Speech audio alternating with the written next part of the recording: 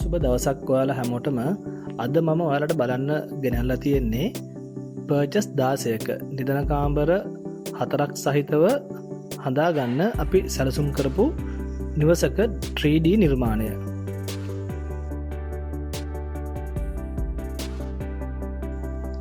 මේ ගෙදර සැලසුම් කරද්දී අපිට විශේෂයෙන් සැලකිලිමත් වෙන්න සිද්ධ වුණා ඉඩමේ පිහිටීම පිළිබඳව. මොකද ඉඩමේ පිහිටීම තිබුණේ ඉඩම පිටිපස්සේ ඉඳන් ඉදිරිපසට තරමක් බෑවුම් වන ස්වරූපයක්. එතකොට ඒ පිහිටීමත් සලකලා ඒ වගේම පර්චස් 16ක ඉඩමක් ඒ ඉඩමත් අපතේ යන්නේ නැති විදිහට තමයි අපිට මේ ඩිසයින් එක කරන්න අවශ්‍ය වුණේ.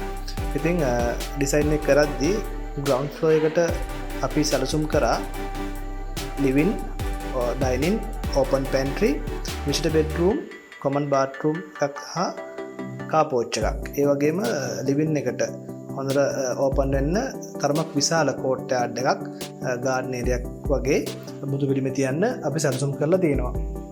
ඒ වගේම ලිවින් ඒරියා එකේ ඉඳන් ඩයිනින් ඒරියා එකට ස්ටෙප් කීපයක් නැගලා යන විදිහට තමයි සැලසුම් කරේ, විශේෂයෙන් අර ඉඩමේ පිහිටීමත් එක්ක. ෆස්ට් ෆ්ලෝර් එකේ තරමක් විශාල සිටින් ඒරියාවක් තියෙනවා. ඒ වගේම මාස්ටර් බෙඩ්රූම් එකයි තව නිදන කාමර 2ක් සහ බාත්රූම් 2ක් සහිතව තමයි ඉහළ මාලේ නිර්මාණය වෙලා තියෙන්නේ. මේක සම්පූර්ණ බොක්ස් ටයිප් ගෙයක්.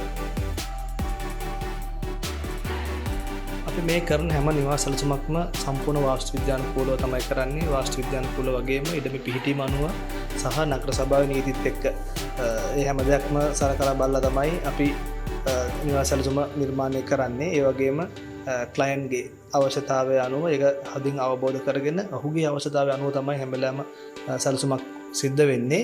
අපේ නිවාස සැලසුම් ගොඩක් වෙලාවට එකකට එකක් වෙනස් විදිහට ඔයාලා දකින්නේ. අන්න ඒ නිසා හැම වෙලාවෙම ක්ලයන්ට්ගේ අවශ්‍යතාවය අනුව තමයි ඉඩමේ පිහිටීමත් එක්ක අපි මේ නිර්මාණ කරන්නේ.